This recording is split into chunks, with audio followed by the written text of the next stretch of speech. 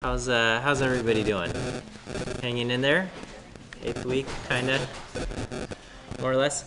Okay, so I've posted midterm scores, as most of you have probably figured out. Overall, the class average was pretty good, 84. The median score being 84. This is about what you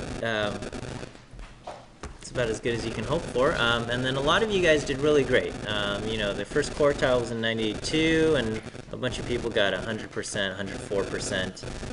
So that was really great, and I'm proud of you for all of you who did really great. Good job. It always makes me feel good when I see students do well like that. But I also know, and if you'll indulge me in just this little spiel here, I also know some of you guys didn't do as well as you had hoped. Maybe you didn't do like stellar and it was disappointing, and maybe some of you guys did truly do not that great. And I know that's it's always disappointing, especially if you've worked hard to study and your grade doesn't turn out as good as you had hoped. So there's a few things I want to say. Okay, so number one, it's okay.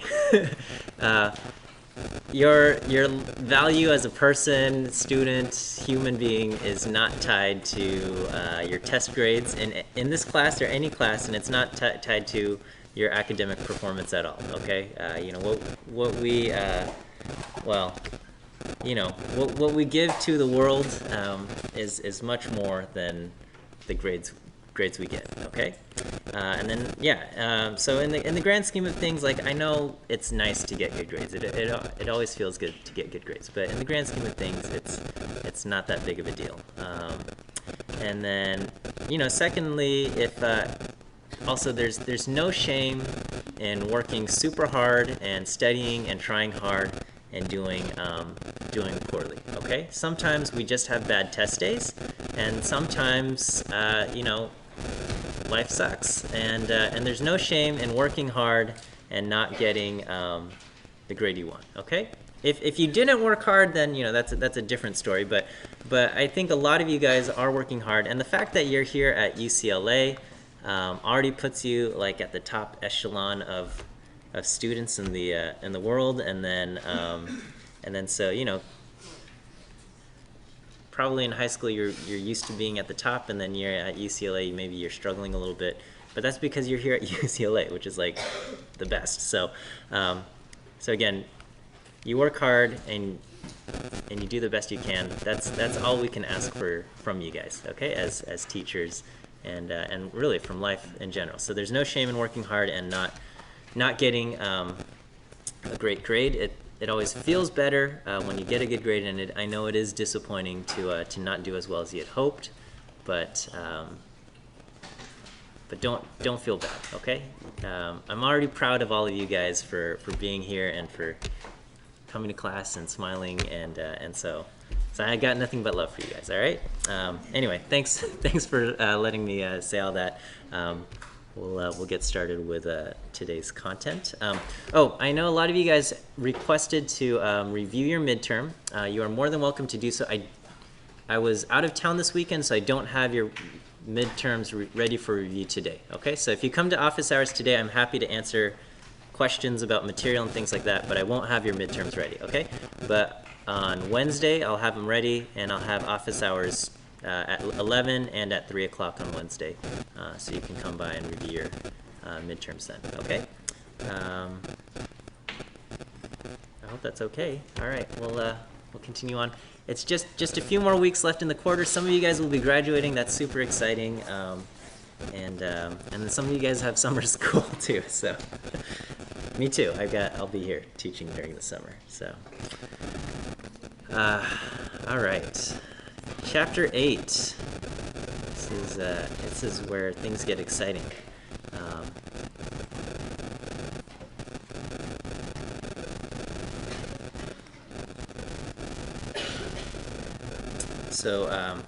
Chapter 8 is about hypothesis testing. Okay, it's all part of statistical inference. So we use data from a sample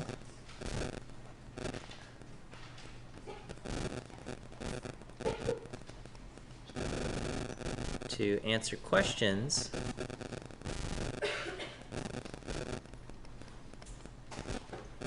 about the population.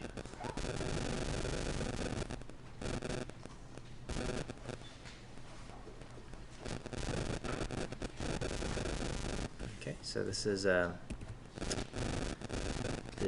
hypothesis testing. Okay, and so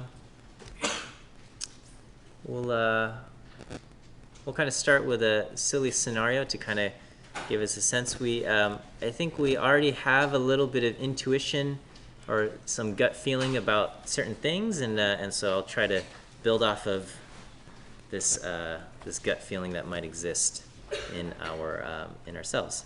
Okay, so let's say we are playing a simple game of chance. Okay, so we play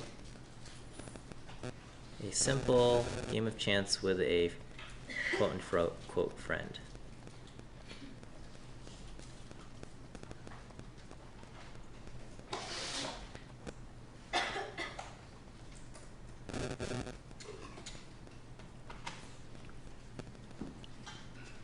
Okay. And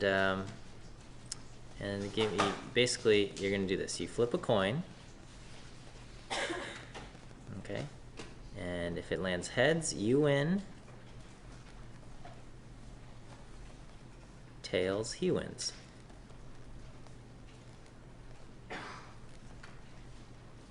Okay. All right. Okay. So scenario 1, you play 10 games. Okay. All right, so let's, if the game is played fairly, how many games do we expect to win?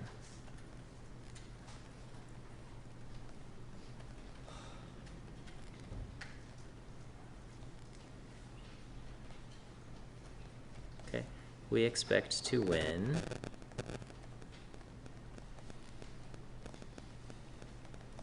50% of the games, okay?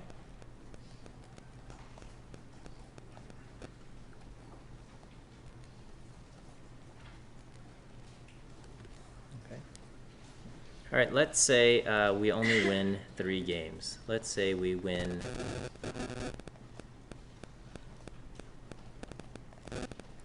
only 3 games. And let's say our friend is the one doing the coin flipping, okay? So the friend flips the coin, okay? And then after he flipped the coin 10 times, it landed heads only 3 times, okay? So we win only 30%.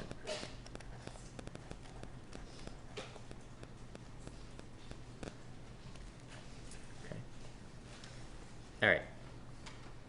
What do you think happened? Do you think the friend is cheating, or do you think we just got unlucky?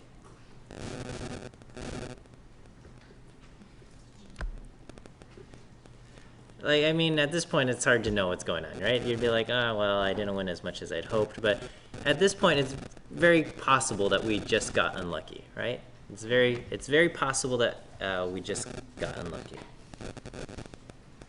So we might say,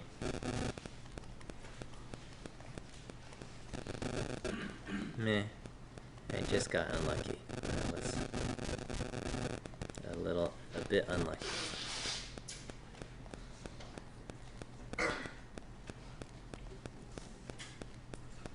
Okay.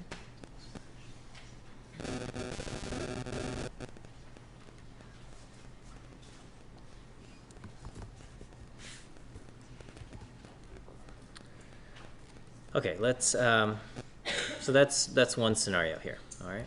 Let's, if I can flip this to the next page, all right? So let's say we do the same thing, except this time, instead of 10 games, we play 1,000 games, okay? And if the game is played fairly, we expect to win 50% of the game. That's still the case, all right? Let's say we win only 300 games, so we win only 30%. Okay. Again, the friend the friend has done all the flipping. He flipped the coin 1,000 times, and it landed heads only 300 times. Okay, so we won only 30% of the games. Do we feel like the friend is cheating now, or does it feel like we could have just been unlucky? Okay, so at this point it feels like, okay, so we're unlikely to say I just got unlucky. Okay, all right, now we suspect cheating. Okay, so our gut feeling says so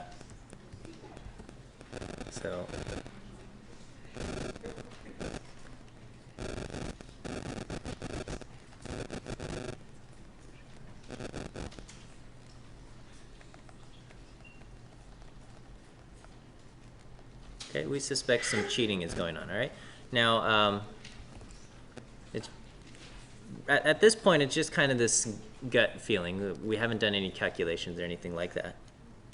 But something in us tells us, like, hey, when you play 1,000 games, we're expecting to win about half of the games. We're expecting to win about 500, and the fact that we only won 300 seems quite bizarre to us. It seems quite fishy to us, and so now we suspect that some cheating is going on. Okay. What if the friend said, no, the game is being played fairly. You just happened to get really unlucky.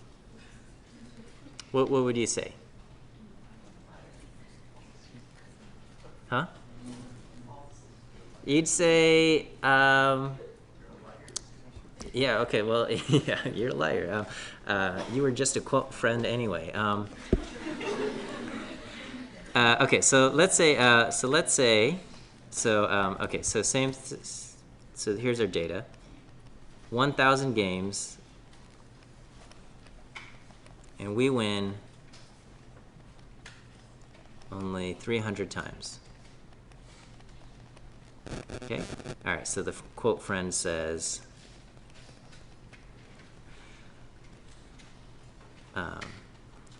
do people still use the word frenemy? It's no longer in our vocabulary. All right, huh? Some people say that? Okay. All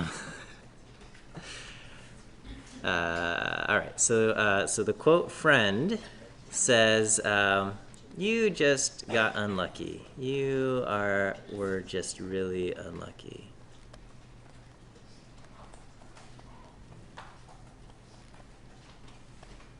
You were just unlucky. Okay. So you say,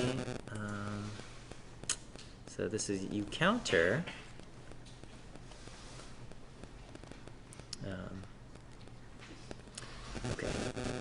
okay.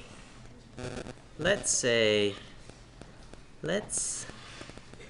you were playing fairly. Now it's a courtroom trial. Okay, let's say you were playing fairly.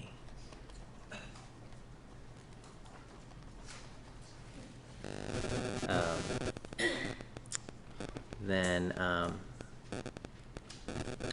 we can figure out the probability that I got only 300 out of 1,000 wins. We can say, if we were playing fairly, we can find the actual probability associated with the data we observed. Okay, so let's say you were playing fairly. Okay, what is the probability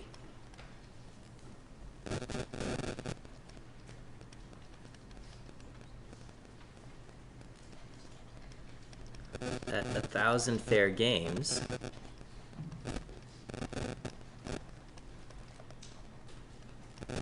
would result in only 300 wins? Okay, and we're going to write or less, because if we're going to accuse the friend of cheating when we won only 300 games, we would certainly accuse him of cheating if we won only 299 or 298 or anything less than 300. Okay. All right. So essentially, this turns into a sampling distribution problem, which is basically, what is the? I'm going to just ask, what is the z-score associated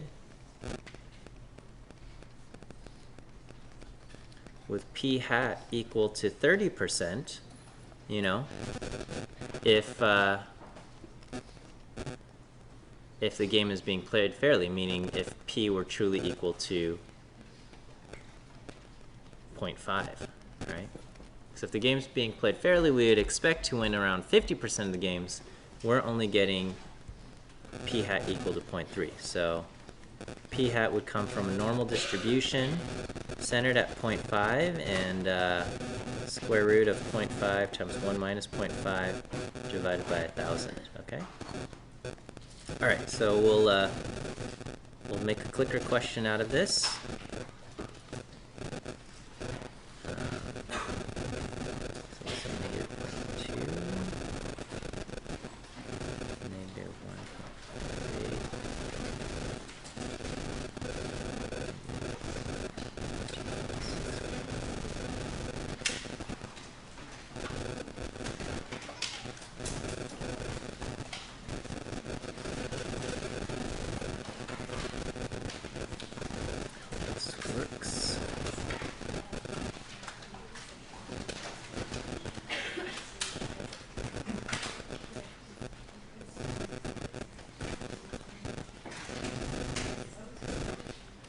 Alright, so go ahead and try this out.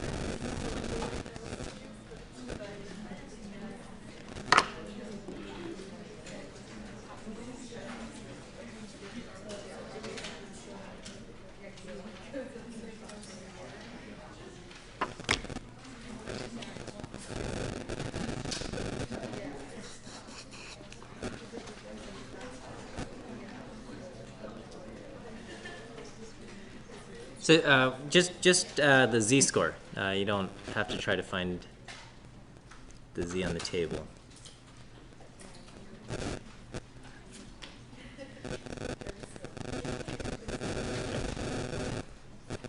All right, so just a few, a little bit more time here.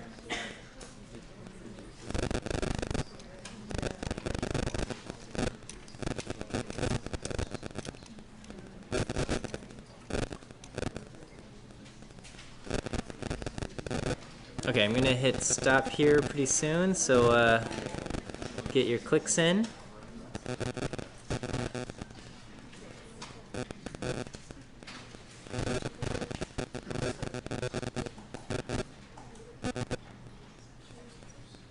Okay, so we're gonna hit stop. Okay, and the correct answer choice is D. All right, so let's just take a look. So if we punch this into our calculator, our standard error is 0.5 times 0.5 divided by 1,000. Square root of that is 0.0158. Okay, and so effectively we have kind of this normal distribution problem. We're expecting to be at 0.5. We're down at 0.3.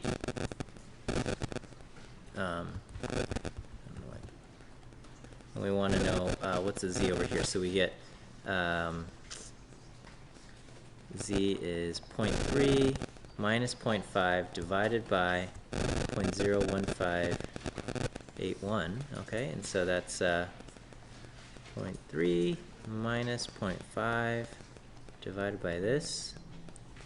What did I do? That was wrong. Okay. So 0.2 divided by 0.01581. So I'm getting yeah, negative 12.65. Okay. So we end up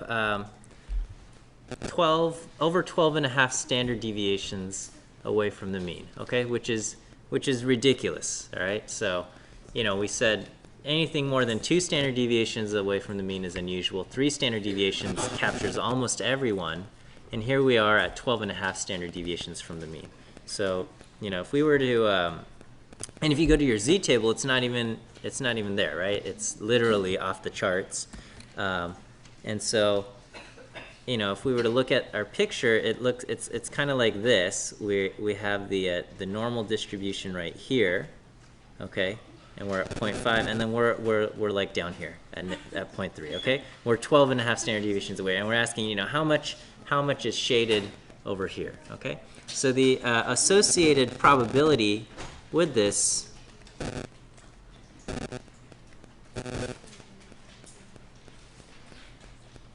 is practically 0.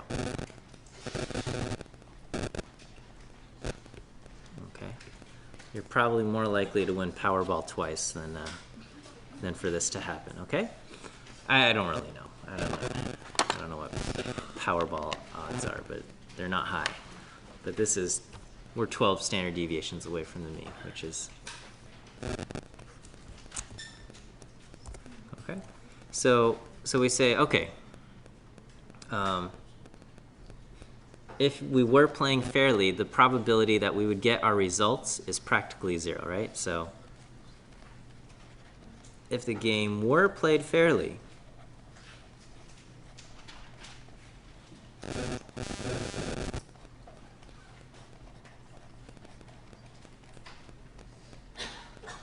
the probability of getting our results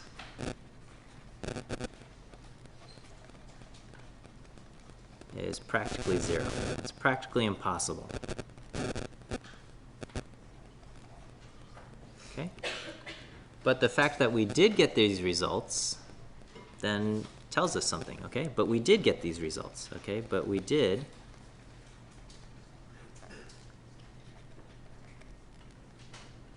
get the results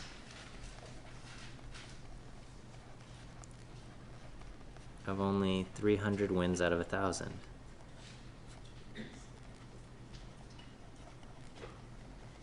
Okay. So this is an indication to us that the assumption that the game is being played fairly is wrong.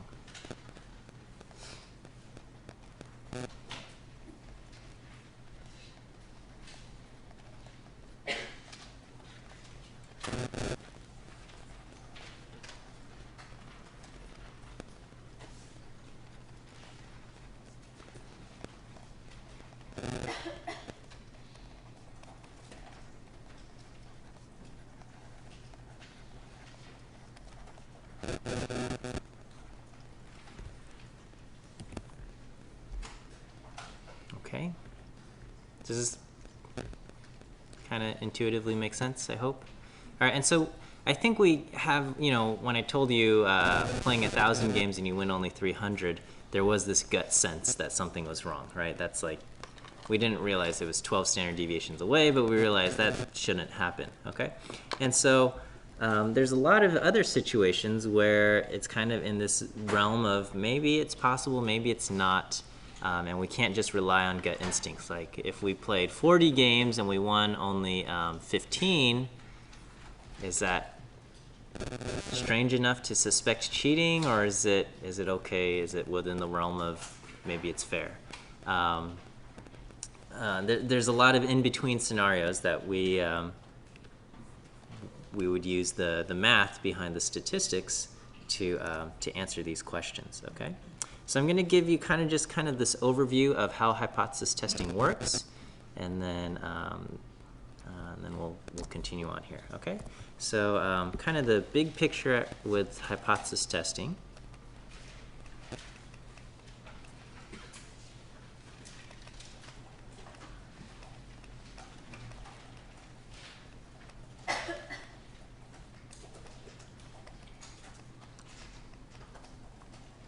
Okay, so we begin with a claim or a question. Oops.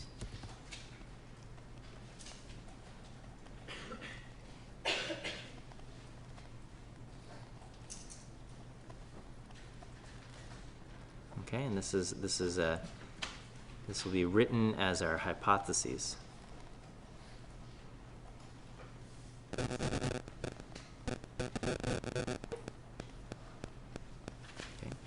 And then we have data. Okay. And then we say if our hypothesis were true, or just say if our hypothesis were true, what do we expect to see?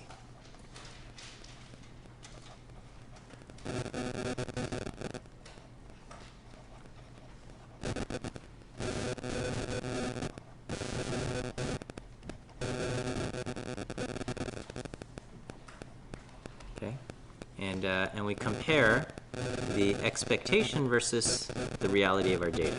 Okay.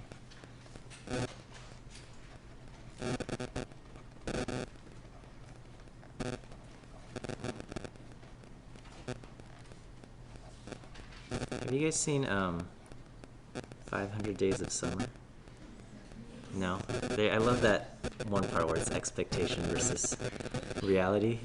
It's like, it's brilliant in my opinion. Okay, we compare expectation versus reality of our data. Okay. All right. If the data and the expectation are very different, okay, like when you get 300 wins versus you're expecting 500 wins, that's an indication that our hypothesis or assumption is wrong. Okay, so if the data is very different from the expectation,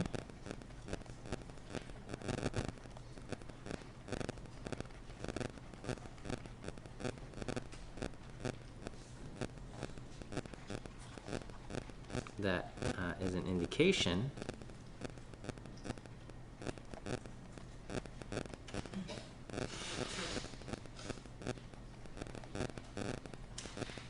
that our hypothesis is wrong.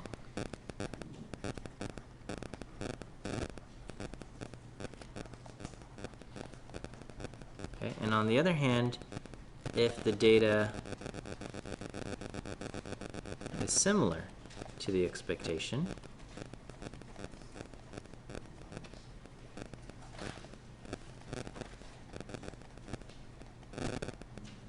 okay, our hypothesis could be correct.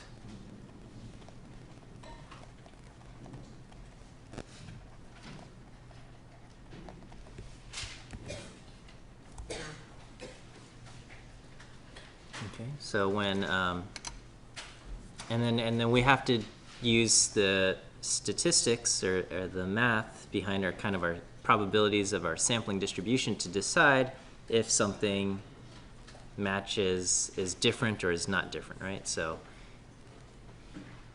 When you played 10 games, you're expecting to win 5. And if you win only 3, there is a mismatch, but it's not so different that we would question the integrity of our friend, okay? On the other hand, when we play 1,000 games, we're expecting to win 500 and we only won 300. That is different enough for us to suspect some cheating, okay?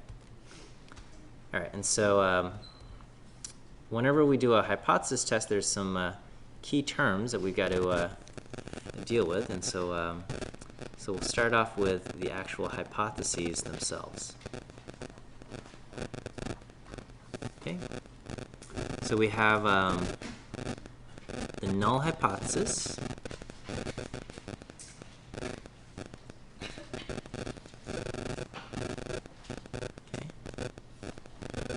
We write the null hypothesis as H0, okay? And the null hypothesis, this is kind of, we call this the status quo. It's often written in a way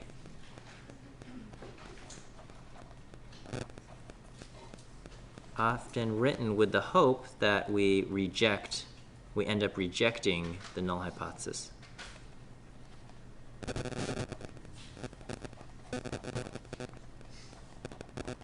That our data leads us to reject the null hypothesis, okay? The null hypothesis will always have an equal sign.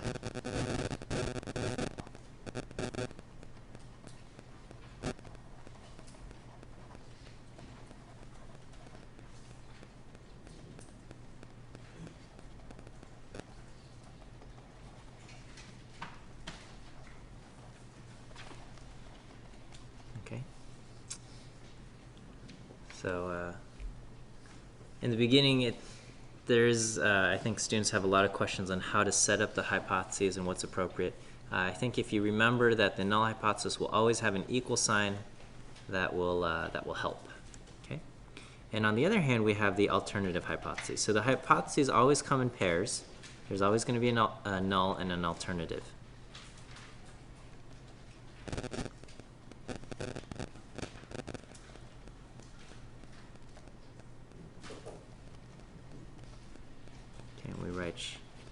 The alternative as HA, and this is will look exactly like the null hypothesis,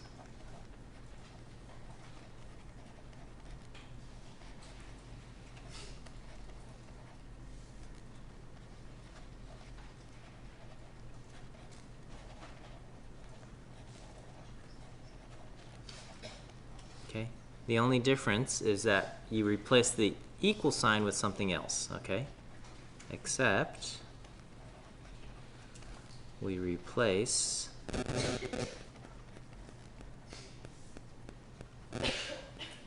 the equal sign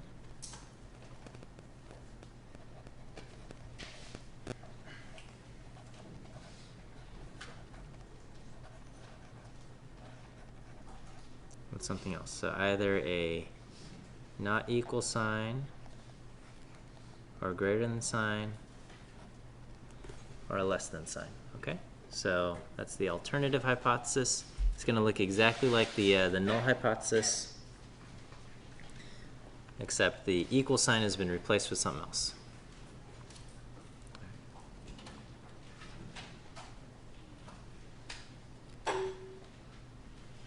Okay, so we have that, okay? And then another key term is the p-value, okay? So the p-value, this is the probability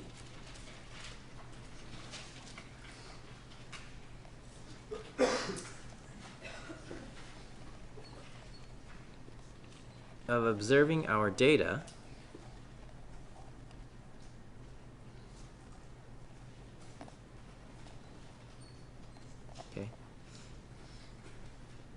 or something more extreme,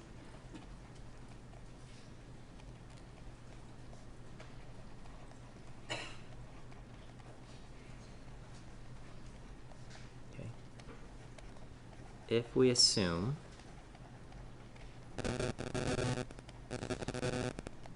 that the null hypothesis were true.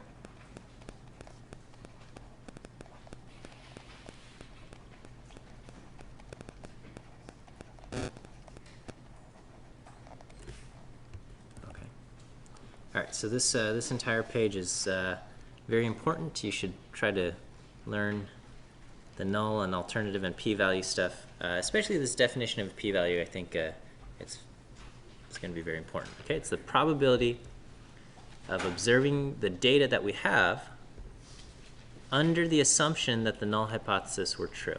Okay, so I mean, you get the data, you have the data, and then we just ask, well, what is the probability of getting this data if we were to make all of these other assumptions? Okay, so I'm going to go back to the problem or the example with the coin flips, and I'll try to point out what the hypotheses and the p-value are in the context of that thing. Okay, hoping to give you kind of a reference point or anchor. All right, so again, we'll go back to the situation with the coin flips. So the coin flip. Okay, the question is, our question is our friend cheating? Okay.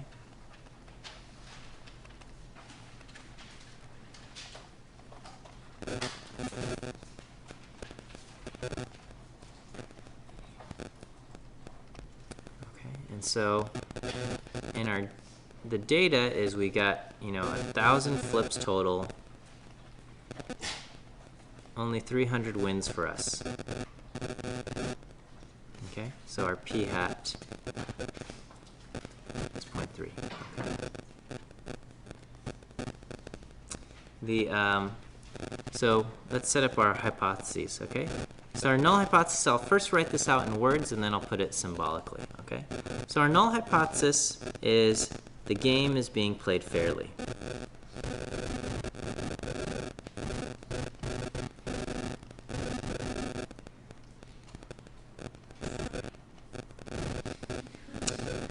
Sorry.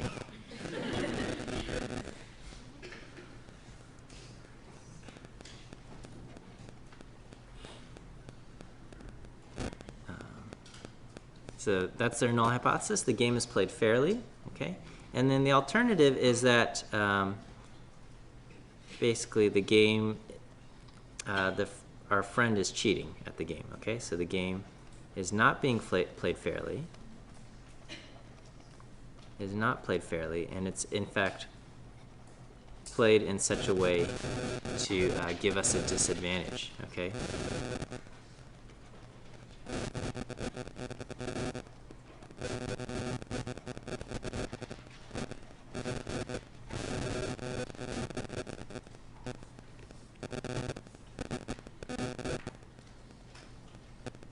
Does the Google helper have a name? I just call her Lady Google, but huh? No, Cortana is Microsoft's thing, and then you got Alexa from Amazon and Siri from Apple. Google's got no name. I like Lady Google, but I don't know if. Okay, so this is what we have. The game is played fairly. So we're going to define P as kind of the proportion of wins for us, the proportion that we win in the population. Proportion of games we win.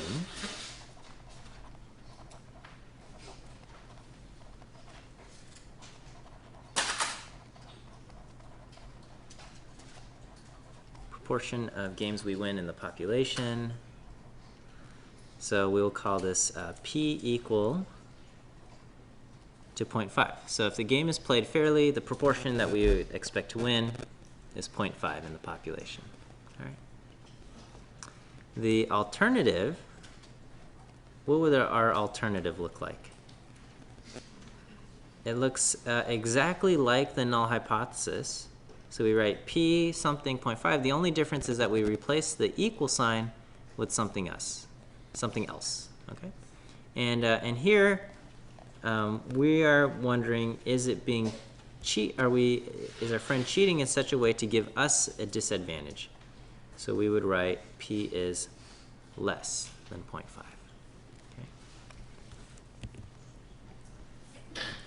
Okay. And we would never write less than or equal to. It's always going to be either less than, greater than, or not equal to. Okay, so these are our null and alternative hypotheses, okay? And what is the p-value in this case? The p-value is basically the answer to this question. What is the probability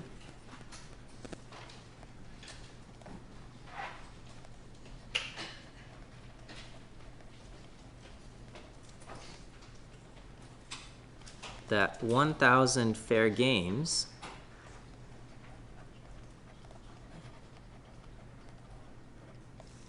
results in a win rate of 0.3 or less. Okay, it's the probability of our data, a win rate of 0.3 out of 1,000 games, if the null hypothesis were true. So the games being played fairly. So 1,000 fair games. So this is basically assume the null hypothesis is true. So if we assume the null hypothesis were true, what's the probability of our data or something more extreme? Okay, so this is our data, and this is something more extreme.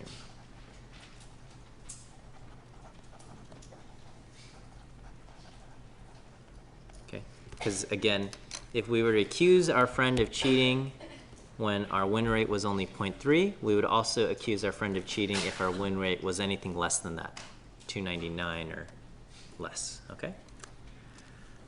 And when we did the math there, we got a z-score of like 12.65 or negative 12.65, which means the associated probability is practically 0, okay? So our probability is practically almost 0.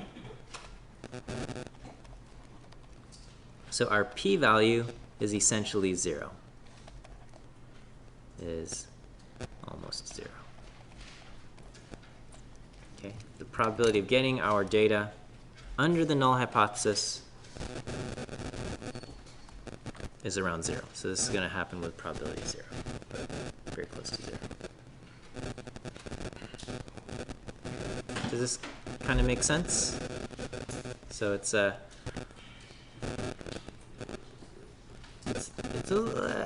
I'll admit, it's a little bit of a roundabout way to try to prove a point, but it is an effective way to do it, okay?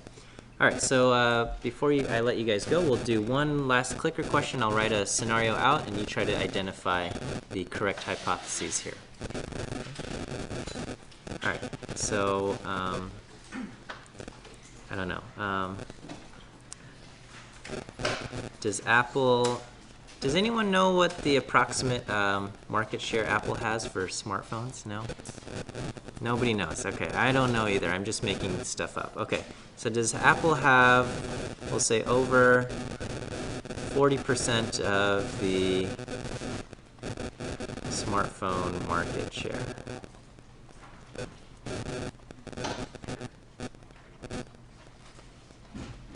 Okay, I don't know. This is the question we want to know, and we'll say, you know, we surveyed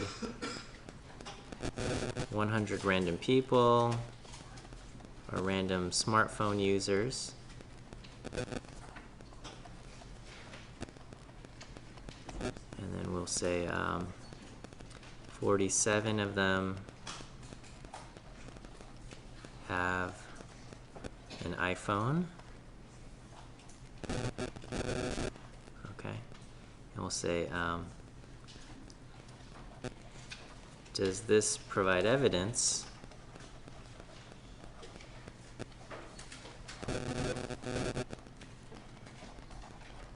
that Apple's market share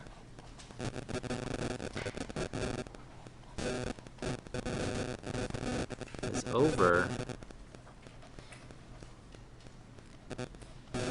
40%? Okay, so which are the correct hypotheses? Let me write some out here. Okay, so the null hypothesis here will be p is equal to 0.4 versus the alternative that p is 0.47. We've got over here that p is 0.4.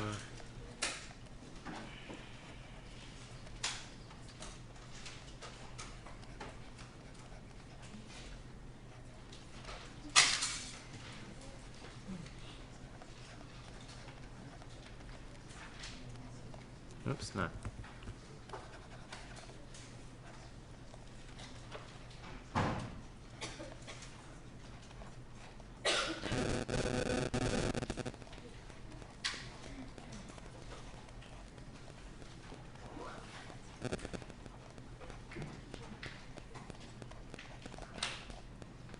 Okay, we'll say that and pick out the correct answer here.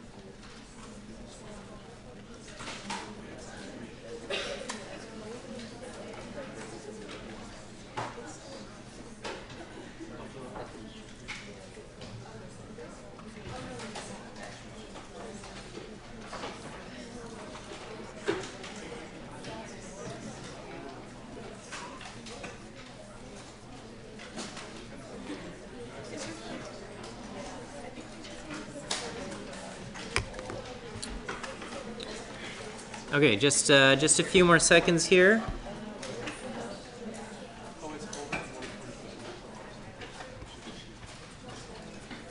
Okay, I'm going to go ahead and click stop here. Okay, and the correct answer, let's see. Yeah, that is the correct answer. Okay.